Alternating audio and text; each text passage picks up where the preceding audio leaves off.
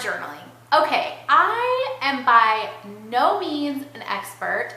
That goes without saying. I am not a professional artist.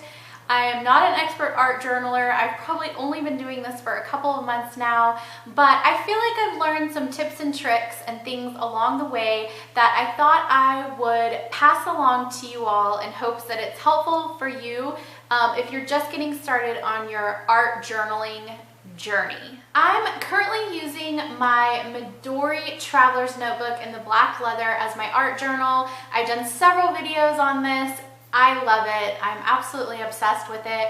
My first ever art journal spread was a collaboration with Aaron Joy here on YouTube. I will link that video down below if you want to check it out. It was so much fun. I had been thinking about doing art journaling for a while before we made that video. All right, so without further ado, let me share with you guys the 5 top tips, tricks, and things that I have learned about art journaling. If I could only give you one piece of advice, it would be to let go of your perfectionist tendencies.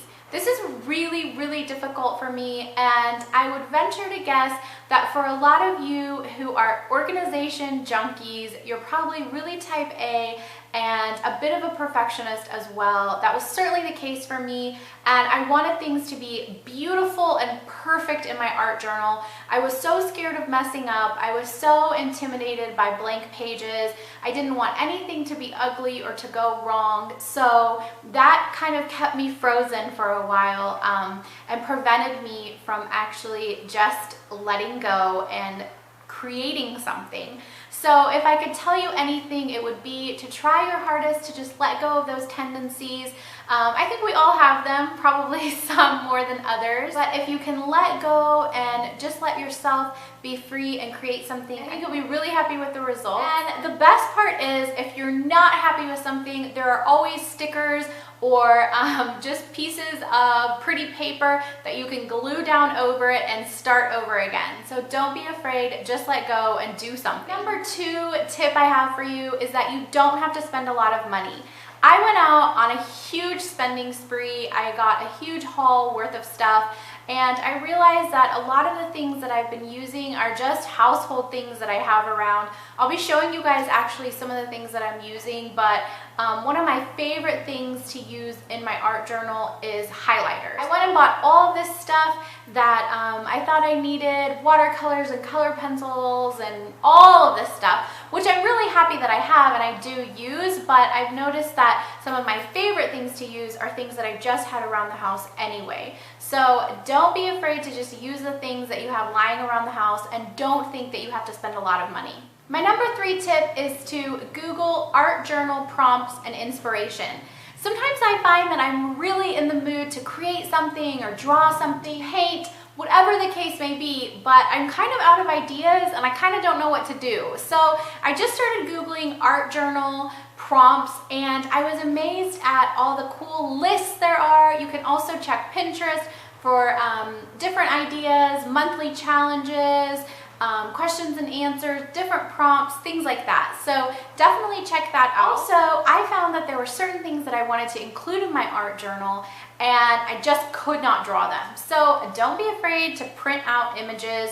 Make sure you're within the copyright laws, but using Google and your printer to print something out and sticking it in an art journal is still creative. All right, tip number 4, use an acrylic block. These are the blocks that I bought to use with the clear acrylic stamps, to just kind of stick them on them and to stamp. But this is probably the number 1 tool that I use in my art journal.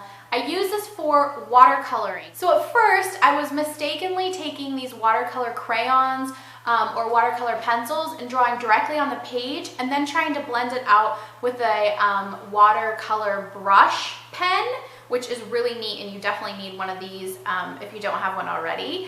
But anyway, I was doing that and it wasn't blending properly, and I didn't like the look of it. So I was using crayons, pens, whatever it was. I will draw them directly on here, color onto this, and then use my brush on here, and it's perfect. I get a great effect with that. So definitely use an acrylic block.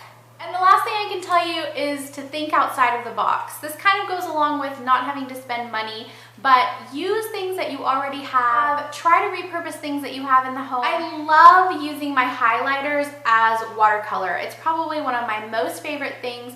So think about tools and things that you already have in your home and try to repurpose them into a different way. If you are an organization lover or a filofax lover, I have no doubt that you already have tons of things in your home that you could use: washi tape, stickers, markers, colored pencils, whatever it may be. Think outside of the box for a lot of the things that you already have in your home. Magazines, you can cut out pictures and collage them. You can print pictures from your Instagram, lots of different things.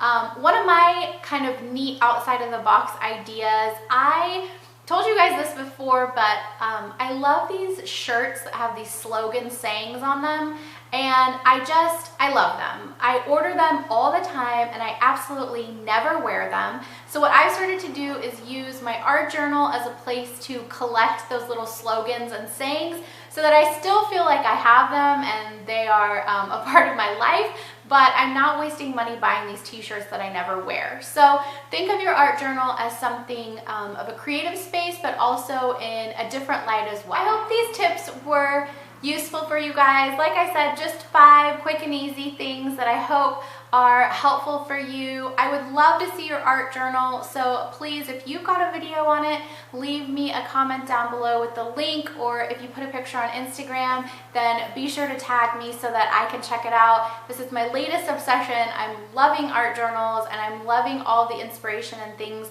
that I see all around me, so I'd love to see yours. Thanks again so much for watching, and I'll see you guys soon.